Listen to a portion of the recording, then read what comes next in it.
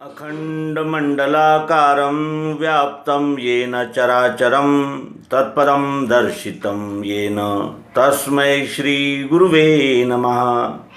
अज्ञानान्धस्य लोकस्य ज्ञानाञ्जनशलाकया चक्षुरुन्मीलितं येन तस्मै श्रीगुरुवे नमः।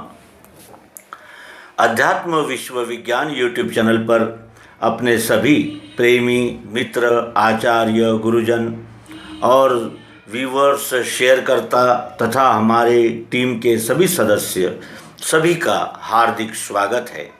उसी तरह जिज्ञासु मुमुक्षु और कुतूहलवश भी क्यों न हो, इस अंक को देखने वाले सभी मित्रों का हार्दिक स्वागत समादर करते हैं। अध्यात्म विश्व विज्ञान यूट्यूब चैनल पर सर्वांग योग के द्वारा विश्वरूप परमात्मा का प्रत्यक्ष यथार्थ दर्शन इस मालिका में सभी हम सब सम्मिलित है और हमने इसके पूर्व क्षर जो सतत रूपांतरण होने वाला भाव है, जो अष्टधा है, उसे देखा। देखना इंद्रियों से होता है, आँखों से रूप दिखता है, कानों से शब्द दिखता है, नाक से गंध दिखता है, जिह्वा से रस दिखता है और त्वचा से स्पर्श दिखता है। ये दिखता है और मन से 3 गुण दिखते हैं, सतोगुण, रजोगुण और तमोगुण। ये हमने जाना। ये क्षर है अष्टधा, जिसके लिए भगवान श्री कृष्ण जी 7वें अध्याय में कहते हैं कि पृथ्वी जल अग्नि वायु आकाश मन धी और अहंकार, यही मेरे प्रकृति के 8 अंग है। ये 8 अंग मेरी प्रकृति के हैं, यानी विश्वरूप परमात्मा की प्रकृति के 8 अंग है। इसे क्षर कहते हैं क्योंकि इसका क्षरण होता ही रहता है, ये सतत रूपांतरण इसका जारी ही रहता है, इसीलिए इसे क्षर कहा है। और क्षर में 8 अंग है, ये हमने देखा। अब देखने का कार्य समाप्त हुआ, अब जानना है, क्योंकि केवल देखने से ही तो परिचय नहीं होता। हम भी किसी को देख लेते हैं तो उसका रूप रंग ये देख लेते हैं, लेकिन क्या हम उसे जानते हैं? किसी भी घटक किसी भी वस्तु को जानने के लिए उसको संपूर्णतया उसके विश्लेषणात्मक पद्धति से जानना होता है, और जानना ये बुद्धि का कार्य है। बुद्धि सत्वगुणी कार्य है। बुद्धि का कार्य निश्चय करना है। जब तक बुद्धि निश्चय नहीं करेगी तब तक कोई भी कार्य होना संभव नहीं है। और इस तरह उस कारण रूप अक्षर आत्मा, जिसे ईश्वर कहते हैं, उसका परिचय हम इस अंक में लेंगे। उसे ईश्वर क्यों कहते हैं? क्योंकि ये जो जितना भी दिख रहा है ये उसी का ऐश्वर्य है। जो ऐश्वर्यवान है उसे ईश्वर कहते हैं, और ये सारा विश्व उसी विश्वरूप परमात्मा का ऐश्वर्य है। आइए अब देखें बुद्धि से। हमने इस पिंड में 8 अंग देखे थे, और उस 8 अंगों में हमने ये देखा था कि ये सर्व ओर कण कण में ओतप्रोत व्याप्त है। शब्द, स्पर्श, रूप, रस, गंध, सतोगुण, रजोगुण और तमोगुण, ये अष्टधा का अनुभव हमने यच्चावत विश्व में कण कण में लिया। अब उस कण कण में कैसे ईश्वर है, परमात्मा का, यानी जो जिसे निर्गुण निराकार कहा जाता है, वो कैसे है, ये बुद्धि के द्वारा जानेंगे। और परमात्मा ने हमें 7वां साधन जो दिया है बुद्धि, वो अत्यंत विकसित है, संपूर्ण विकसित है, और बुद्धि के द्वारा ही हम सत्य का अनुभव कर सकते हैं। अब बुद्धि को लक्ष्यभूत होने वाले अक्षर निराकार आत्मा को हम जानेंगे। जिस क्षर भाव में, अर्थात शब्द स्पर्श रूप रस गंध व सतोगुण रजोगुण तमोगुण, इन 8 भावों में संपूर्ण विश्व का दृश्य कार्य होता है, उसी में अस्ति यानी है, भाति यानी दिखता है, और प्रियत्व यानी प्रिय रूप से दिखता है, उसे अक्षर आत्मा कहते हैं। वो यानी जिसे कहते हैं कि नित्य स्थायी उपस्थित रहता ही है। वेदों ने जिसे नेति कहा है, नेति का अर्थ है इतना ही नहीं, इतना ही नहीं, यानी वो जितने यानी वस्तु के टुकड़े होते जाएंगे, वस्तु कितने ही परिवर्तन में बदल होते जाएगा, लेकिन उस वस्तु में जो अस्तित्व है उसका नाश नहीं होता, उसी को अक्षर कहते हैं। विश्व में अस्तित्व में जितनी भी वस्तुएं हैं सब में व्याप्त वो प्रियत्व अक्षरात्मा है। खड़ी शक्कर में यानी जिस हमने प्रयोग के लिए लिया हुआ पदार्थ है उसमें ओत प्रोत कण कण में गोड़ी निराकार व्याप्त है। गोड़ी अंदर भी है, बाहर भी है, इधर भी है, उधर भी है। क्यों? क्योंकि गोड़ी ने ही यानी मिठास ने ही इस आकार को धारण किया है। अब विश्व की प्रत्येक वस्तु अपना आकार बदलती रहती है और लेकिन उसका अस्तित्व तो समाप्त होता ही नहीं। आकार में होने वाले रूपांतर वस्तु का स्वरूप नष्ट नहीं कर सकता, और खड़ी शक्कर का पूरा चूर्ण भी किया जाए तो भी उसमें की व्याप्त गोड़ी अस्तित्व समाप्त नहीं हो सकती। अब यानी मिठास को अपना स्वरूप देखने की अगर इच्छा हुई तो वो वस्तु से अलग कैसे दृष्टिगत होगी? अपने स्वरूप को देखने की इच्छा होते ही वो मिठास विश्वरूप होके अनुभव में आती है। आकार को छोड़कर निराकार मिठास नहीं रह सकती और निराकार मिठास आकार के बगैर अस्तित्व में नहीं रह सकती। इस खड़ी शक्कर को हमने प्रयोग के लिए लिया था। इसमें से आकार और निराकार अलग अलग कर ही नहीं सकते। इस प्रकार बुद्धि एकत्व की प्रचिति देती है, एकत्व का प्रत्यय देती है। शब्द स्पर्श रूप रस गंध और उनमें समाये हुए सत्वगुण रजोगुण तमोगुण, इनका एकीकरण इस 8 भावों में हो जाता है और उसी में अक्षरात्मा सदैव अभिन्न और ओतप्रोत रहता है। ज्ञानी लोगों ने साक्षित्व भावना से ज्ञानी लोगों को इस अक्षर का निराकार निर्गुण भाव का भास होता है। ईश्वर इस नाम से यह नित्य शुद्ध अविनाशी और अचल विद्यमान है।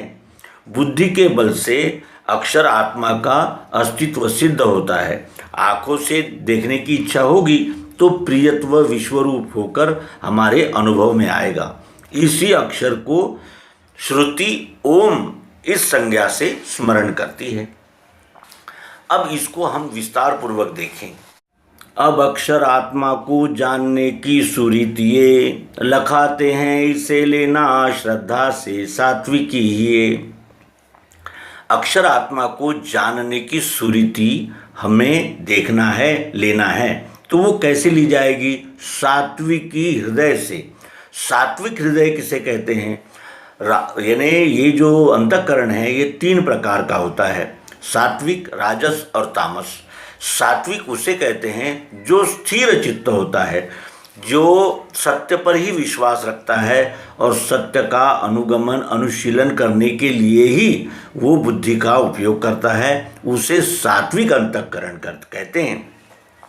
और यदि हमारी श्रद्धा सात्विक नहीं हुई तो क्या होगा? एक तो वो चलायमान रहेगी, चंचल रहेगी, या फिर उस पर अगर मलिनता का आवरण आ जाता है जो कि तमोगुण का प्रथम कार्य है, तो भी हमें सत्य का संपूर्ण बोध नहीं हो सकता। इसीलिए सद्गुरु यहाँ सावधान करते हैं कि इसे सात्विक श्रद्धा से ही ग्रहण करना है।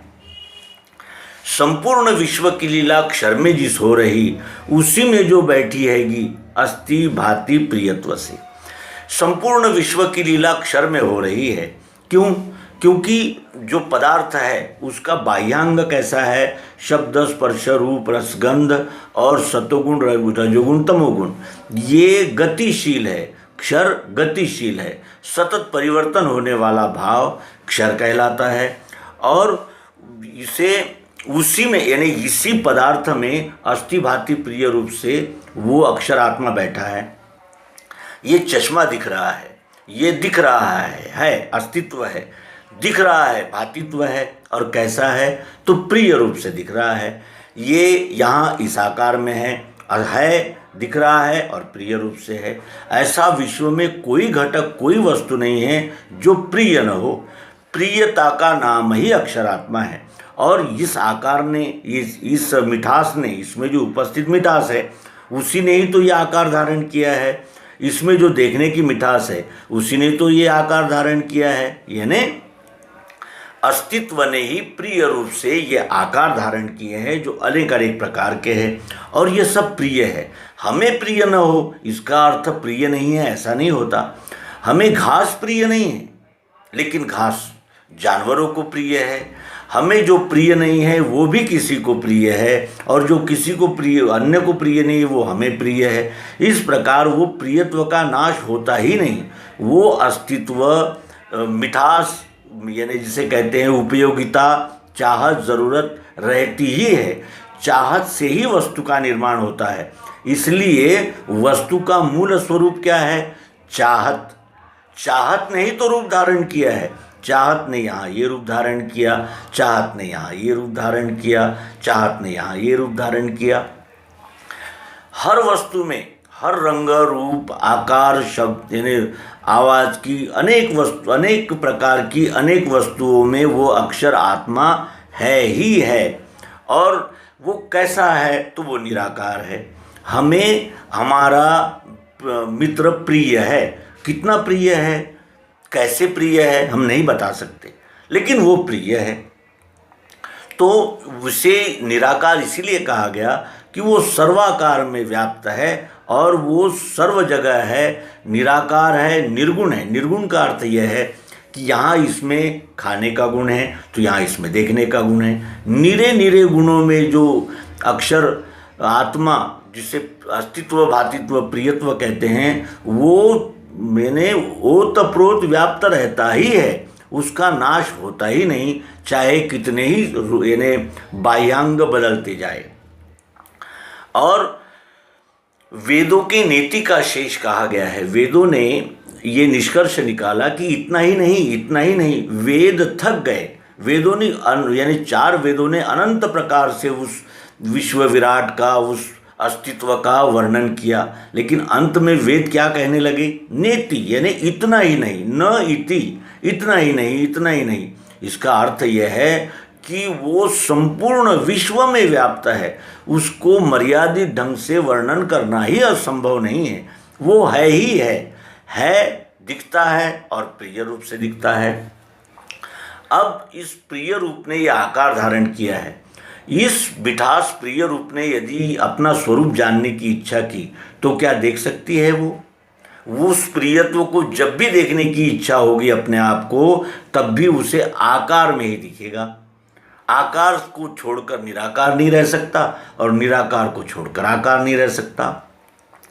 कितना ही बड़ा यंत्र बना लिया जाए, कितने ही विद्वान तंत्रज्ञ को बुलाया जाए, लेकिन वो इस आकार से मिठास और मिठास से आकार अलग कर ही नहीं सकता। आकार जो है वो सगुण साकार अक्षर कहते हैं, और निराकार जो है वो मिठास निराकार अस्तित्व है। इन दोनों का लय पूर्ण में हो जाता है। अब अगर हम ये कहें कि भाई हम अपना स्वरूप देखना चाहते हैं तो आकार के बगैर स्वरूप कैसे दिखेगा? और अगर मिठास ही नहीं होगी तो आकार कैसे संभव होगा? इस प्रकार सगुण को मानने वाले और निर्गुण को मानने वाले ये आंशिक भाव से अपने अपने मतों को पकड़ करके जी रहे हैं, लेकिन सद्गुरु ही ऐसे हैं जो सगुण और निर्गुण इन दोनों भावों का लय प्रत्यक्ष यथार्थतः कर देते हैं। और ये यानी वस्तु का अस्तित्व हमारी आँखों ने, कान ने, नाक ने, जीव ने सिद्ध कर दिया, लेकिन बुद्धि के बल से अस्तित्व का ये स्वरूप सिद्ध होता है कि ये प्रिय है। प्रियत्व का बोध हमें केवल बुद्धि ही देख सकती है। जब भी आँखों से देखना चाहेंगे हमें विश्व रूप ही दिखेगा। जब भी हम देखेंगे इस तरह से वस्तुएं अनंत रूपों में दिखेगी, लेकिन जब हम बुद्धि से देखेंगे तो उन वस्तुओं में व्याप्त चाहत, जरूरत, प्रियत्व का हमें प्रत्यक्ष दर्शन होगा, अनुभव होगा। और ये इस वस्तु में सब यानी शब्द है, स्पर्श है, रूप है, रस है, गंध है, सतोगुण है, रजोगुण है, तमोगुण है, और इसमें ये 8 अंग है। लेकिन अब ये कैसे हैं? साम्यावस्था में हैं। लेकिन इसी साम्यावस्था में स्थायी रूप से और ओतप्रोत अभिन्न वो जो मिठास है वो ज्ञानियों को साक्षित्व भाव से ध्यान में आती है। साक्षित्व भाव से इस वस्तु में जो ओतप्रोत चाह जरूरत प्रियत्व है, जो कण कण में ओतप्रोत व्याप्त है, उसका अनुभव ज्ञानियों को साक्षित्व भाव से होता है और इसी को ईश्वर कहा जाता है।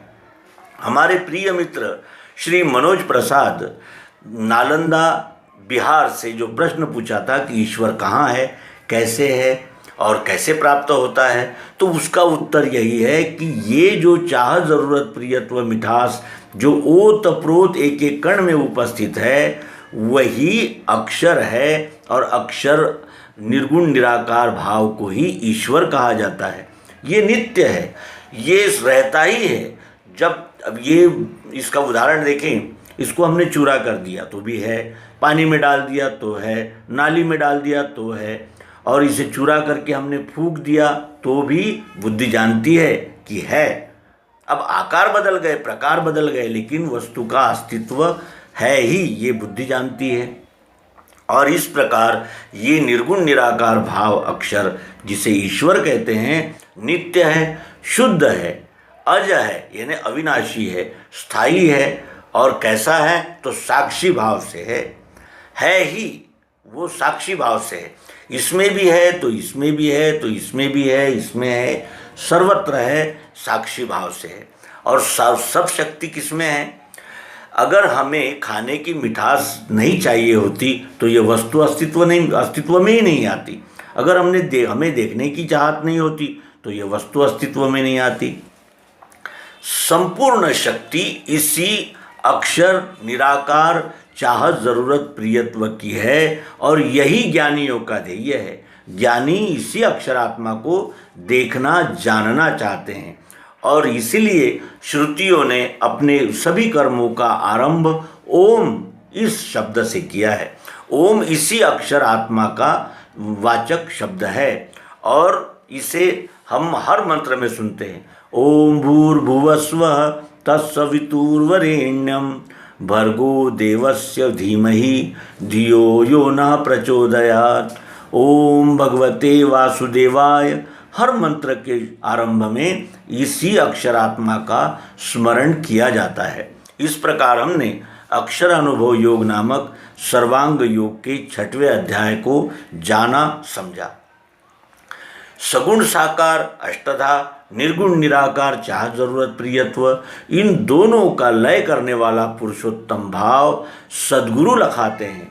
जब इसीलिए सद्गुरु का महिमा है कि सद्गुरु निर्गुण निराकार जड़ चैतन्य इनकी ग्रंथि को छुड़ा करके एक परमात्मा का दर्शन कराते हैं।